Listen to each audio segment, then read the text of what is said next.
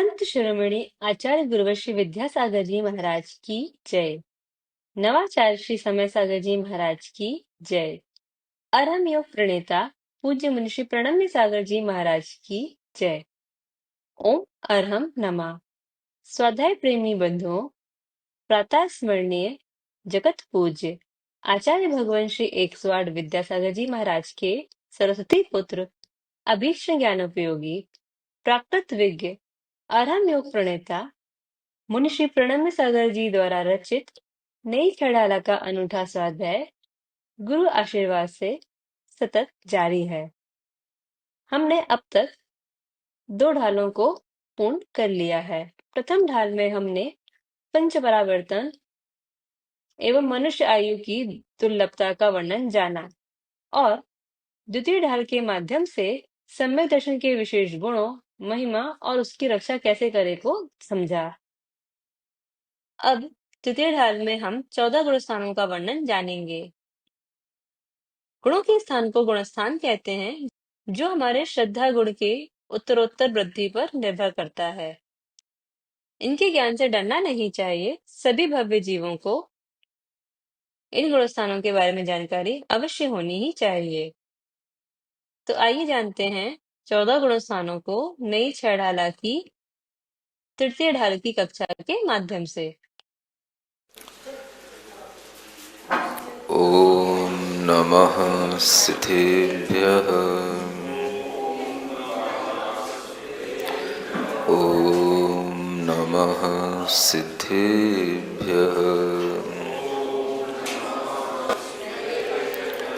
ओम नमः सिद्धेभ्यः। देवादिदेव आदिम तीर्थंकर श्री ऋषभनाथ भगवान की, देवादिदेव श्री पार्श्वनाथ भगवान की, वर्तमान शासन नायक श्री वर्धमान महावीर भगवान की, परम पूज्य आचार्य गुरुवर श्री विद्यासागर जी महाराज की।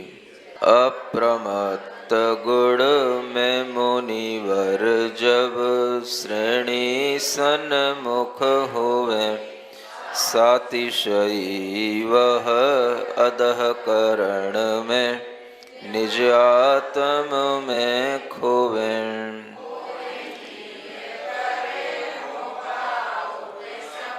उपशम श्रेणी कहावे, जिस विद कर्मों का क्षय होता, छपक श्रेणी मण जावे।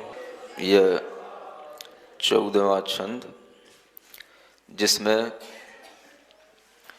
सप्तम गुण स्थान में भी अप्रमत्त मुनि महाराज के जो परिणाम होते हैं, उन परिणामों में वृद्धि किस तरह से होती है और वह अप्रमत्त से ऊपर के गुण स्थानों में किस तरह से बढ़ते हैं, इस बात का वर्णन इस छंद के माध्यम से किया जा रहा है। सारा खेल जैन दर्शन में परिणामों का होता है। परिणाम का मतलब रिजल्ट नहीं होता, परिणाम का मतलब भाव होते हैं, विचार होते हैं, और उसके माध्यम से ही सारा रिजल्ट आता है। परिणामों को ही महत्व दिया जाता है और परिणामों की विशुद्धि बढ़ते जाना, इसी का नाम मोक्ष मार्ग कहलाता है। मोक्ष का मार्ग विशुद्धि का मार्ग होता है। कौन सा मार्ग होता है? हाँ, और विशुद्धि का विपरीत संक्लेश कहलाता है।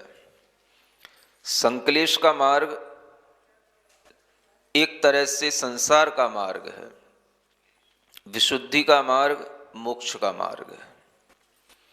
संक्लेश यदि आता है तो उसमें आर्त ध्यान आ जाता है, और जैसे ही आर्त का परिणाम होगा, दुख का परिणाम होगा, तो वहां पर विशुद्धि की कमी मानी जाती है। इसीलिए 6वें गुण स्थान तक भी एक तरह से देखा जाए तो आर्त ध्यान बना रहता है, हो सकता है। आर्त ध्यान का सद्भाव छठवें गुण स्थान से ऊपर नहीं है, क्योंकि अप्रमत्त होने पर सब प्रकार का दुख छूट जाता है, सब प्रकार का आर्त ध्यान का भाव छूट जाता है, और कहना चाहिए सब प्रकार का संक्लेश छूट जाता है। संक्लेश से हटे, विशुद्धि बढ़े तो कोई बात बने। यह संक्लेश से हटने पर ही भीतर से मोक्ष मार्ग की वृद्धि होती है। सब जानते हैं मोक्ष मार्ग बाहर नहीं होता, भीतर होता है। बाहर तो देखने में आता है, उसका कुछ प्रारूप सामने आ जाता है, कुछ आपको समझ में आने लग जाता है, बाहर से कुछ अनुमान लगा लिया जाता है, लेकिन वह सारा का सारा होता कहाँ है? भीतर होता है। जैसे दवाइयाँ होती हैं और उन दवाइयों के ऊपर लिखा रहता है कि भाई ये दवाई है, दवाई का नाम लिखा हुआ है, लेकिन वो दवाई जिस रैपर के ऊपर लिखी हुई है वो दवाई नहीं है। कैप्सूल या गोली, टैबलेट, कुछ भी, जो उस रैपर के ऊपर लिखा हुआ है वो रैपर, वो दवाई नहीं है। दवाई कहाँ है? दवाई उस रैपर के अंदर है। और उसमें जो वह टैबलेट है, उसमें जो पोटेंसी है, उसके अंदर जो चीजें उसके अंदर मिली हुई हैं, वो भी आपको देखने से पता नहीं पड़ेंगी कि इन चीजों के सेवन से हमें क्या लाभ मिल जाएगा या इनमें कौन कौन सी चीजें मिली हुई हैं। वो आपको केवल टैबलेट देखने से पता नहीं पड़ेगा। वो भी जब अंदर समाहित होगी, वो भी जब अंदर जाएगी और जब वो बॉडी के अंदर घुल जाएगी, तब उसके अपने अपने जो इफेक्ट दिखाई देंगे, उसके माध्यम से उसका अनुमान लगाया जाता है कि हाँ भाई, इस रोग की यही दवाई थी, क्योंकि इसके माध्यम से रोग ठीक हो रहा है, हो गया है। ठीक इसी तरह से मोक्ष मार्ग बाहर क्या देखने में आता है? आपको एक रैपर दिख सकता है, लेवल दिख सकता है, बाहर की आपको निर्ग्रंथता दिख सकती है, बाहर का आपको कुछ मूल गुणों का पालन करना दिख सकता है, लेकिन भीतर की जो दवाई है, वो दवाई तो जो खाएगा उसी को आनंद आएगा और वह दवाई खाने से ही उसका रोग मिटेगा। भीतर आत्मा में जो परिणाम होंगे, उन्हीं के माध्यम से वो मोक्ष मार्ग बनेगा। तो मोक्ष मार्ग बाहर नहीं होता, भीतर होता है। और अगर बाहर कुछ दिखाई देता है तो वो भीतर का ही एक अनुमान होता है।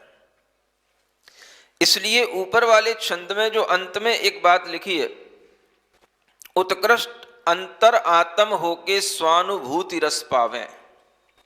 जब वह श्रवण मुनि महाराज अपने आत्म ध्यान में लीन होते हैं तो वह अपने स्व के अनुभव में लीन होते हैं। स्व का अनुभव का रस सबसे बड़ा रस है। कौन सा रस? मैंगो रस ऑरेंज रस, कौन सा रस? ये है स्वानुभूति रस, सबसे बड़ा स्व की अनुभूति का रस। और इस स्वानुभूति के रस में जिसे आनंद आता है, वह उस रस के आस्वादन के माध्यम से ही अपने विशुद्धि परिणाम को बढ़ाता चला जाता है। और विशुद्धि क्या है? भीतर किसी भी तरह का कोई भी दुख भाव नहीं होना, भीतर किसी भी तरह का बाहर की चिंता नहीं होना। भीतर जा रहे हैं तो अब बाहर का विकल्प नहीं होना। क्या हो रहा है बाहर, बाहर की दुनिया में क्या चल रहा है, इन बातों की जैसे जैसे चिंता छूटती चली जाती है, वैसे वैसे वह भीतर अपने अंदर आनंदित रहता है। संसार में सब जीव बाहर की दुनिया की चिंता में पड़े होते हैं, बाहर की दुनिया की चिंता ही रहती है। आज क्या करना है, कल क्या करना है, परसों क्या होना है, आज कहाँ पहुंचना है ये सब जो है बाहर की चिंताएं आत्मा को दुखी बनाती हैं। कोई भी तरह की आपकी प्लानिंग होगी जो बाहर की होगी, चाहे वो भले ही आपके लिए किसी अच्छी जगह के लिए भी क्यों ना हो, वो आपके लिए दुख देने वाली होगी। अगर आप तीर्थ यात्रा पर भी जाते हो तो तीर्थ यात्रा आपके लिए पुण्य का साधन जरूर है, लेकिन उसमें भी आपको क्लेश तो झेलना ही पड़ता है। घर से जाना है, क्या लेकर के जाना है, क्या नहीं लेकर के जाना है, कहाँ पहुँचेंगे, कहाँ पर क्या हमें सुविधाएं मिलेंगी, कहाँ रुकेंगे, किस तरह से यात्रा प्रारंभ होगी, ये तमाम तरह की योजनाएं मन में बनती हैं और इनके माध्यम से मन में तरह तरह की आकुलताएं भी होती हैं और आकुलता का नाम ही दुख होता है। और उस दुख के साथ भी हम चलते चले जाते हैं, क्योंकि हमें सिखाया गया है तीर्थ बंधन करने से हमें पुण्य का बंध होता है। एक बार बंदे जो कोई ताए, नरक पशुगति नहीं हुई। तो हम वहां पहुंचते हैं। अब वहां पहुंचने के बाद भी फिर एक और नई आकुलता शुरू होती है। अब भाई पहुंच गए, अब क्या करना है, अब चलना है। तब बड़ा पहाड़ दिखता है, ऊंचा चढ़ना है, धूप ना हो जाए उससे पहले चलना शुरू कर दो, सुबह ना हो जाए उससे पहले रात में ही चलना शुरू कर दो, जब तक लोग कोई दूसरे आगे ना पहुंच जाए उससे पहले अपन आगे पहुंचने की कोशिश करो। और इस चिंता में वह रात भर सो भी नहीं पाता। सुबह जल्दी से तैयार होना है, अंधेरे अंधेरे में निकल जाना है, चलते जाना चलते जाना चलते जाना। अंधेरे में शायद आदमी इसीलिए चलता चला जाता है, इधर ही इसीलिए शायद निकल जाता है कि अंधेरे में पता ही ना पड़े कि रास्ता कितना लंबा है, चलते रहो चलते रहो चलते रहो। यह विचार जो अंदर चल रहा है कि ये बहुत दूरी हमें तय करना है और इसके माध्यम से वह हमारे लिए क्या मिलेगा, पुण्य मिलेगा, हमारे लिए सुख मिलेगा, इस विचार के साथ में वह जो दुख तमाम तरह का होता है उसको भी सहन करता चला जाता है। शरीर का कितना थकान का दुख हो जाता है, पता होता है कि भाई लौट के आएंगे तो अधमरे हो जाएंगे, लौट के आएंगे तो गिर पड़ेंगे, लौट के आएंगे तो दोबारा चलने की हिम्मत नहीं रहेगी, लेकिन फिर भी क्या करना है, एक बार चढ़ना तो जरूरी, एक बार जाना तो जरूर है। तो जितना भी आपका यह मोक्ष का भाव चलता है, पुण्य का भाव चलता है, ये बाहर के विकल्पों के साथ चलता है। श्रावक इसीलिए जितने भी धर्म कार्य करता है सब बाहर के विकल्पों के साथ करता है, क्योंकि उसे भीतर रहना आता नहीं। आंख बंद करके बैठेगा तो उसको दुख होगा, अगर नहीं भी गया तो बगल का पड़ोसी गया या घर का कोई परिवार का व्यक्ति गया तो उसके मन में समाया रहेगा, देखो वो गए, वो वहां चढ़ रहे होंगे, वो वहां पहुंच गए होंगे, वो वहां से उतर रहे होंगे, तो उसके दिमाग में वो चलेगा। वो अपने मन को कभी भी स्थिर नहीं कर सकता, इसीलिए उसके लिए ये बाहरी क्रियाकलापों में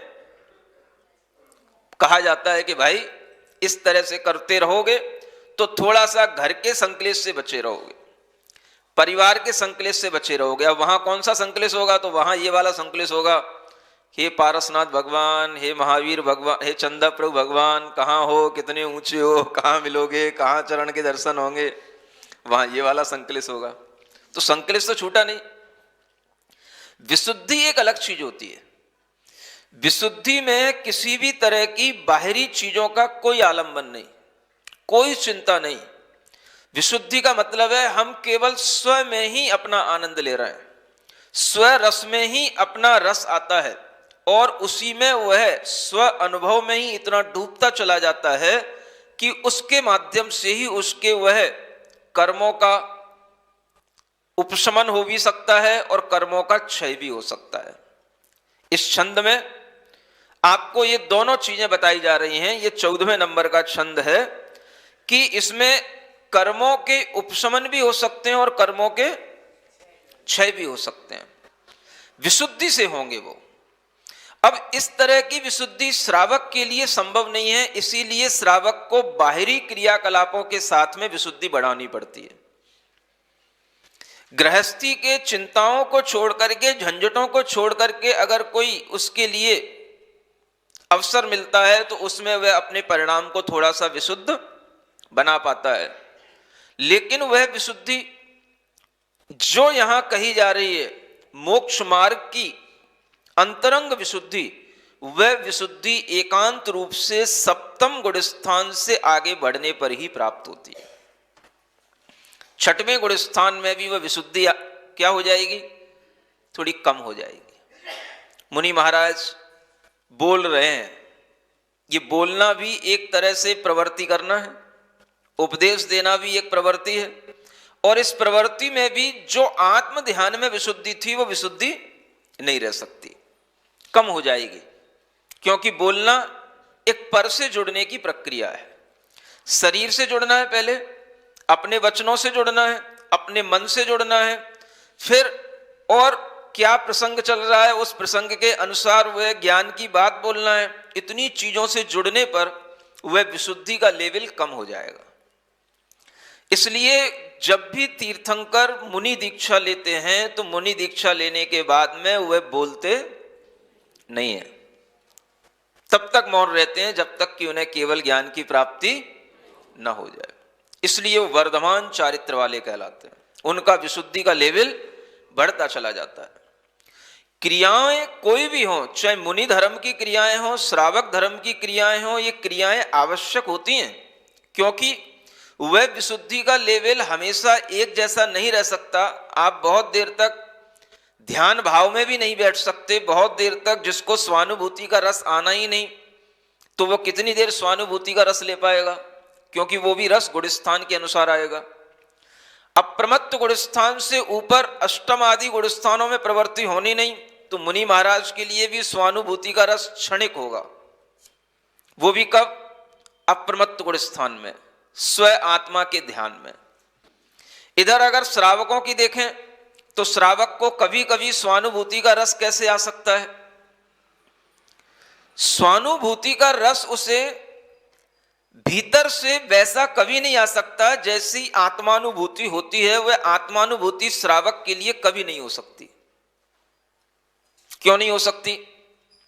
जब तक उस श्रावक के अंदर अप्रत्याख्यान कषाय, प्रत्याख्यान कषाय का भी उदय रहेगा, तब तक वह श्रावक कभी भी उन कषायों के उदय के कारण से आत्मानुभूति नहीं कर सकता। आत्मानुभूति के लिए संजुलन के मंद कषाय का उदय ही साधक है, बाकी सब कषाय बाधक हैं। संजुलन के मंद कषाय का मतलब सप्तम गुण स्थान, अगर वो भी तीव्र हो गई तो छठवां हो गया, वो भी स्वानुभूति में बाधक हो जाएगा। इसलिए जो श्रावक होता है वह स्व आत्मा की रुचि तो रखता है, स्व आत्मा के अनुभव की भावना तो करता है, लेकिन उसे कभी भी स्व आत्मा का अनुभव हो नहीं पाता है। भावना करता है, वो रुचि बनाता है, वो भीतर से वह विश्वास बनाता है कि वास्तव में सुख है तो किसमें है? इसी स्व के अनुभव में है। अंतरंग जो मोक्ष मार्ग है उसी में है, निवृत्ति में है, सब प्रकार की क्रियाओं से विरक्त होने में ही है। इस तरह की वह अपने भीतर रुचि बना करके वह श्रावक भी क्या करता है? सामायिक के भाव में बैठ जाता है। श्रावक के लिए भी सामायिक करने को कहा है। प्रतिमाधारी है तो नियम से ही हो जाता है, और प्रतिमाधारी नहीं भी है तो भी कर तो सकता है।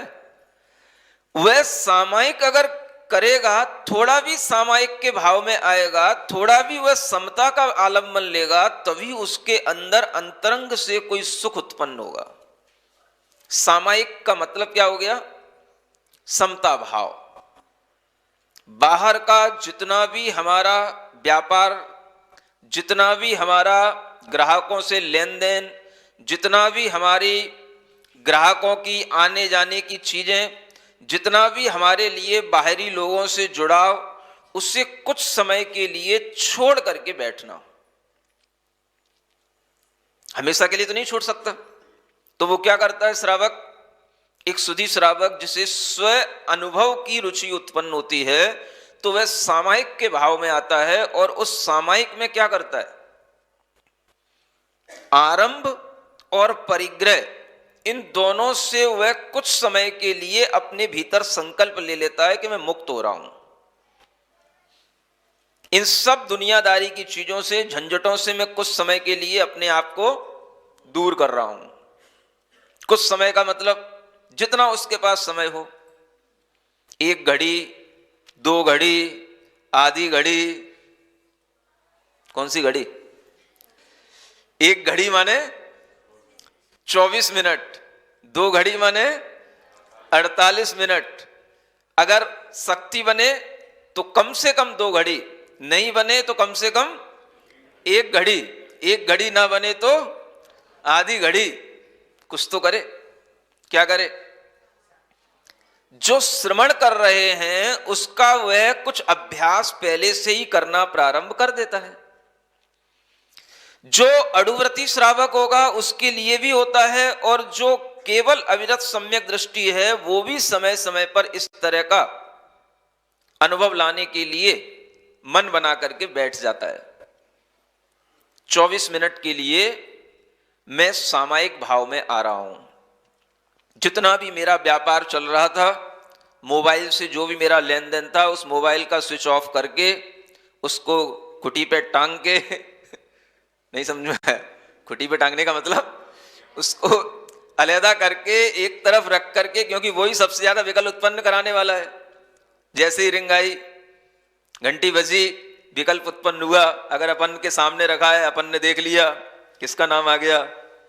जिसका नाम आया उस संबंधी विकल्प अपने दिमाग में आ गया। वो क्यों कर रहा है, क्या उसका प्रयोजन है, वो सारी रील दिमाग में घूम जाएगी। इसलिए उस स्क्रीन को देखना ही नहीं। कई लोग सामायिक के समय भी मोबाइल को सामने रख लेते हैं, अपने आप घंटी बजती है देख लेते हैं, ज्यादा बार बार रिंग बजती तो एक बार उसको पॉज कर देते हैं। कोई भी क्रिया अगर आपकी सामायिक के समय हो रही है तो फिर वो सामायिक में व्यवधान है, वो निरर्थक है। सामायिक का मतलब कि बिल्कुल बाहर की चीजों से अपने आप को दूर करो, थोड़े समय के लिए करो। आधी घड़ी भी अगर आपके मन में विचार आए कि मैं 24 मिनट भी अपने जीवन में हर दिन निकाल पाऊं, तो भी वो जीवन का वही पल सार्थक होगा जब आप सामायिक के भाव में आ रहे हैं। वो आपके लिए है, बाकी सब परिवार के लिए है, दुनिया के लिए है, वो सब आपके लिए नहीं है कुछ भी। जितना भी आप कुछ कर रहे हो दूसरों से जुड़ करके कर रहे हो, वो सब आपके लिए कुछ भी नहीं है। आपके लिए अपना जो कुछ भी होगा वो केवल वही भाव होगा जब आप सामायिक के भाव में होंगे, ध्यान के भाव में आने के लिए तैयारी करेंगे। और उसके लिए सामायिक भाव पहले श्रावक के लिए कहा, तो आचार्य कहते हैं आरंभ का विकल्प छोड़ो। आरंभ माने कोई भी हमें, कोई भी हमारा व्यापार चल रहा है, कोई भी हिंसा का काम हो, कोई भी क्रिया हो, उसको छोड़ दो। बर्तन मांजने का भी काम है तो उस समय पर यह विकल्प भी नहीं लाना अभी बर्तन हमें मांजना है, या तो पहले मांज लो या फिर 24 मिनट बाद मांज लेना। वहां बैठे बैठे बर्तन नहीं मांजना कि भाई कहीं पानी आ तो नहीं गया, कहीं वो बर्तन वहां का वहां तो नहीं रख गया, कहीं वो बर्तन धोने का डिटर्जेंट बचा है कि नहीं, वो उस 24 मिनट में याद नहीं लाना।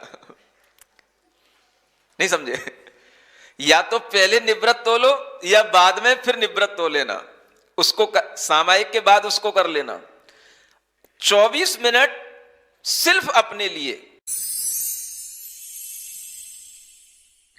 सिरिजिणवाणी जग कल्याणी जग जन मदतम मोहरी जनमण हारी गढ़हर हारी जम जरा भव रोग हरि तिथ्य राणम दिव्य झुणिम जो पड़ई सुणई मय्ये धारई राणम सौख मणंतम धर्य सासद मोक्ष पदम पावई सासद मोक्ष पदम पावई।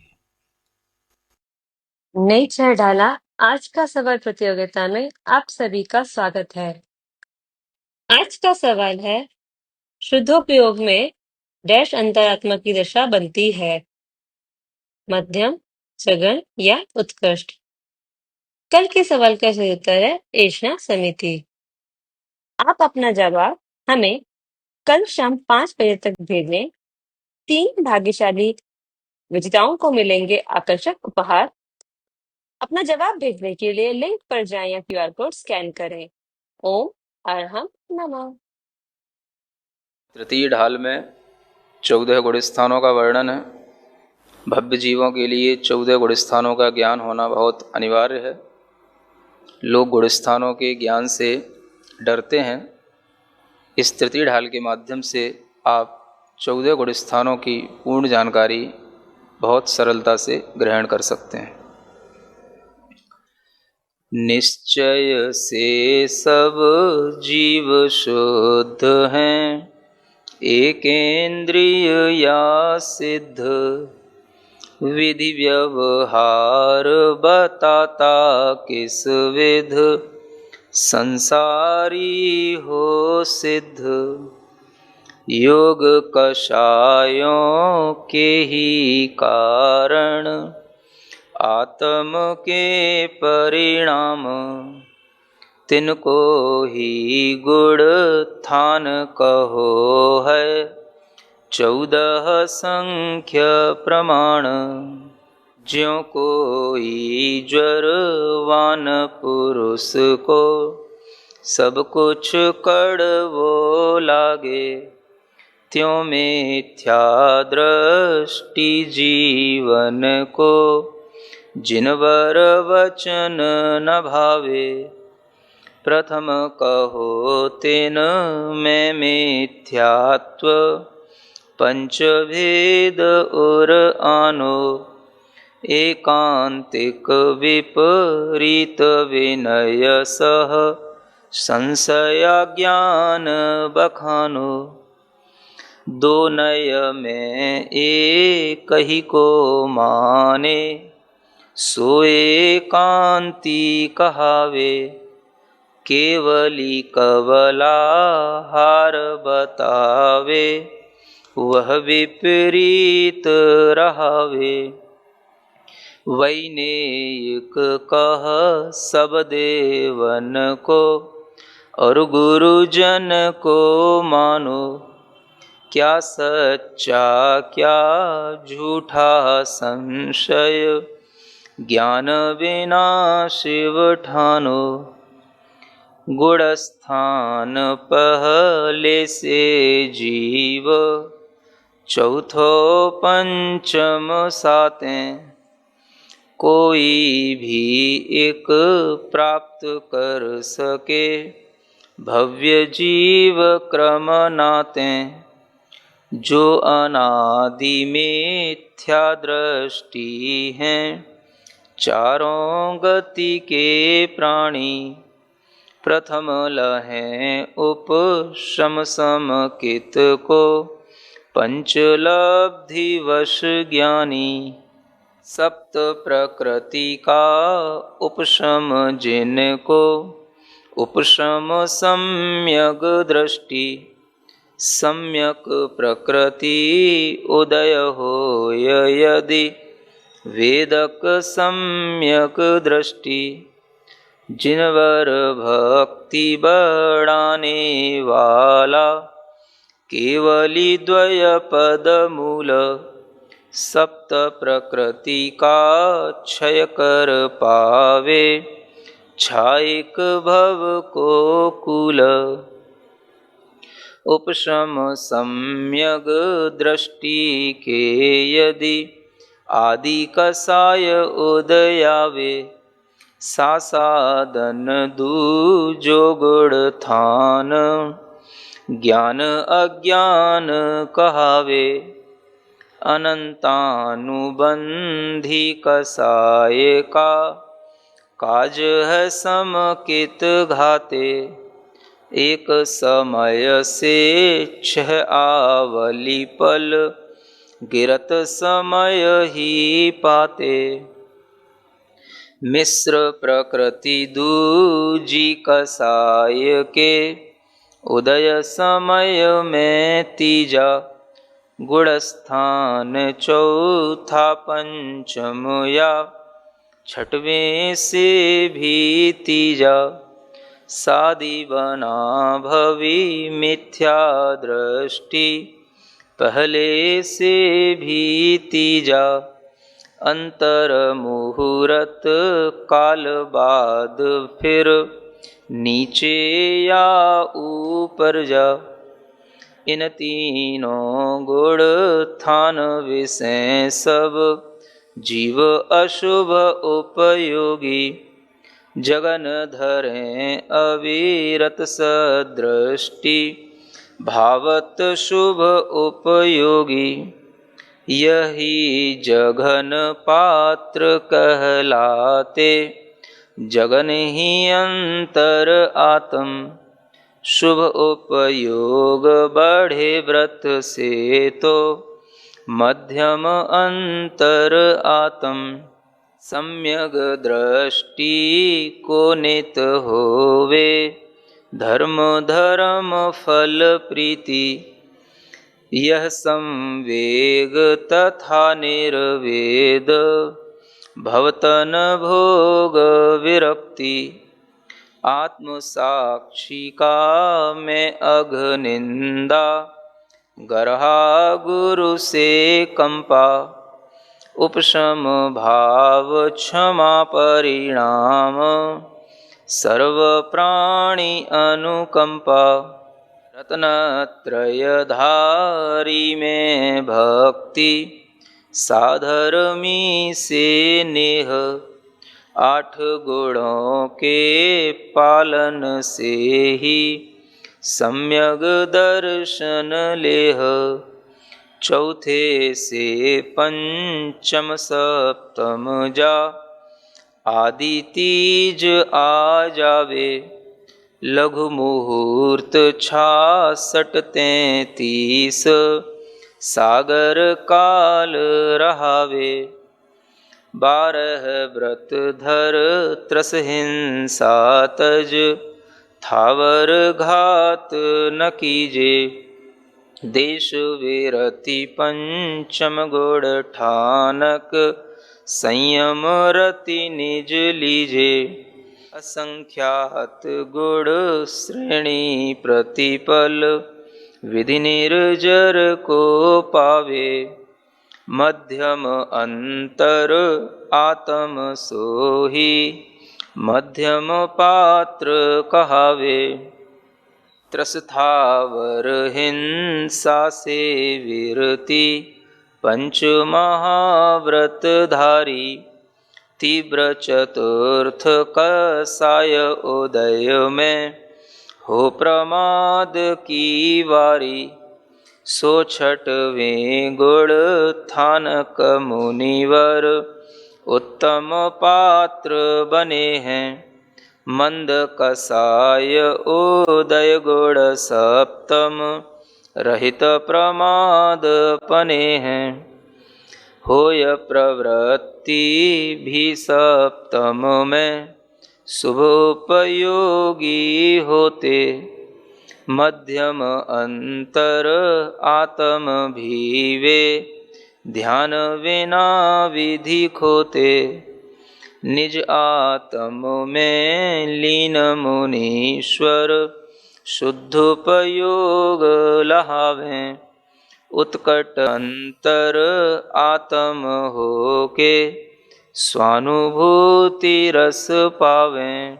अप्रमत्त गुण में मुनिवर जब, श्रेणी सन्मुख होवें, सातिशयी वह अधः करण में, निज आत्म में खोवें। मोहनीय कर्मों का उपशम, उपशम श्रेणी कहावे, जिस विध कर्मों का क्षय होता, छपक श्रेणी मढ़ जावे। होय अपूर्व विशुद्ध भाव जहाँ, ठाण अपूर्व करण है, अनिवृत्ति परिणाम जहाँ है, नवमा ठाण चरण है।